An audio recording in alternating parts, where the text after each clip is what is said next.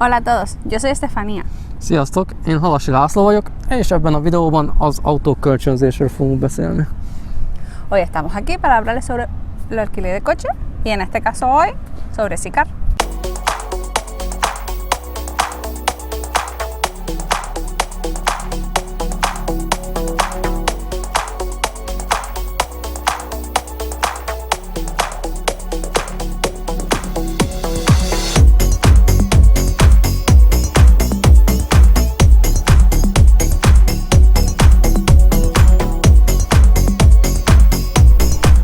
Sokan kérdezitek, hogy hol béreljetek autót Gran Canarián a nyaralásatok alatt. Erre szeretnénk most egy példát mutatni ennek az autónak a segítségével. Mi alapvetően kirándulásokkal foglalkozunk, viszont a kirándulóink kb. 50%-a autót is szokott bérelni Gran Canarián. Ilyen kisebb utakra használják általában a bérelt autót, egy nagy szigettúrára pedig eljönnek velünk.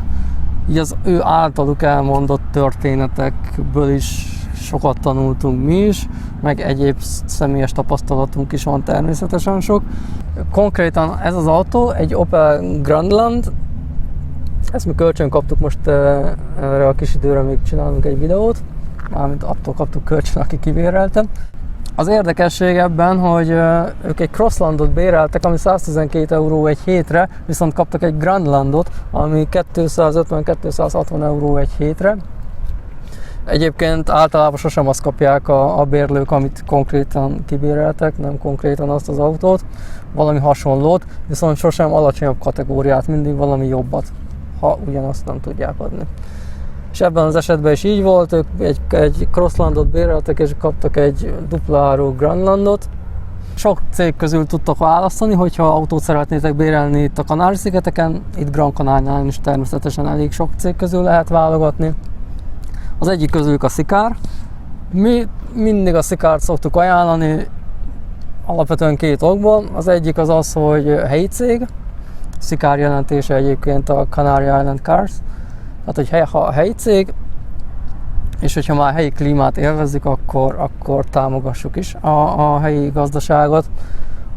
És legalább ennyire fontos, hogy még fontosabb, hogy ez az a cég, igaz, nem az egyedüli, tehát nem állítom, hogy az egyedüli, de ez az a cég, ahol akkor sem lesz problémátok, hogyha probléma lesz az autóval. Ez alatt azt értem, hogy elég sokszor előfordul, hogy az autót megtörik, meghúzzák, balesetet szenved. Persze mindenki úgy érkezik a szigetre, hogy ő nagyon jól vezet, és semmi nem fog történni. Ennek ellenére mi is nagyon sok balesetet is látunk, meg nagyon sokat el is mondanak, amik történtek.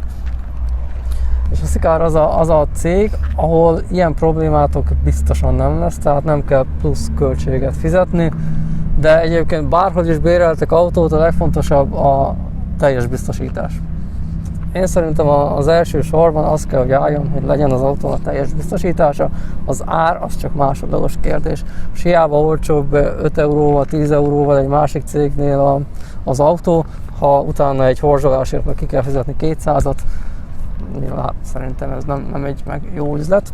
Én magam is ültem már olyan autóban, nem itt Gran Canarián, de ültem már olyan bérelt autóban, ahol a sofőr nem vette észre, hogy egy kő egy szikla előtt állt meg, kicsit megindult előre, meghorzsolta. Nem megtörte, meghorzsolta, 450 euróba került, de itt is elmesélték már a szigeten nyaralók, hogy 650 euróba került, hogy összetörték nekik az autót. Nem ők törték össze, más. Ez is fontos, hogy kitöri össze, hogy megvan-e, hogy kitörte össze, vagy ha egy másik turista törte össze, mondjuk éjszaka parkoláskor, és az mondjuk elmegy. Ilyen esetekben a Sicarnál biztos, hogy nem lesz problémátok, nem kell többletpénzt kifizetni. Az autó nagyon jó, én csak egy problémát látok benne, hogy túl nagy, és két embernek egyszerűen nem szükséges. A szigeteken, legfőképp itt Gran Canarián, legalábbis erről tudunk beszélni, a parkolás az egy elég nagy probléma.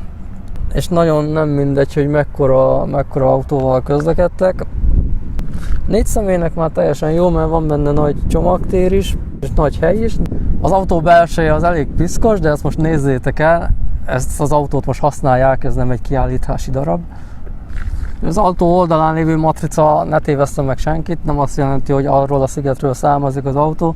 A Szikár minden szigeten jelen van, és az autóira a különböző szigetek nevét szokta mindig felragasztani. Ezen éppen most Lanzarote van.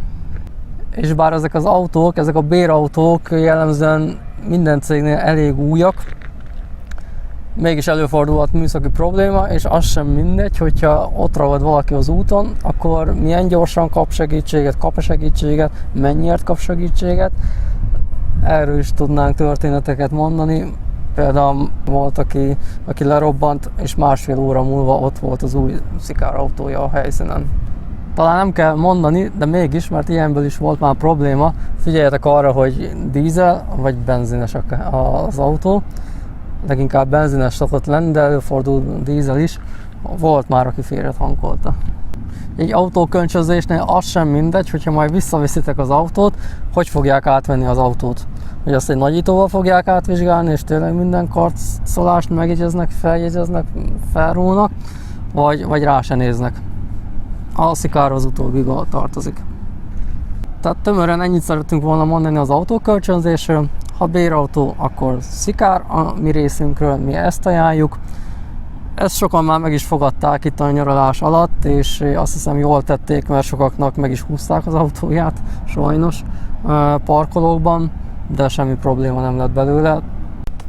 Reméljük, hogy a vírus és a hozzá kapcsolódó problémák hamarosan elmúlnak, és gond nélkül lehet újra a szigetekre, illetve Gran Canariára utazni. Amennyiben így lesz, nagyon szívesen várunk benneteket sok szép kirándulással, és ha autót is szeretnétek bérelni, akkor azt a Szikártól tegyétek. Sziasztok! Nos vemos pronto y ya saben, desde que puedan, vengan a visitarnos. Hasta luego.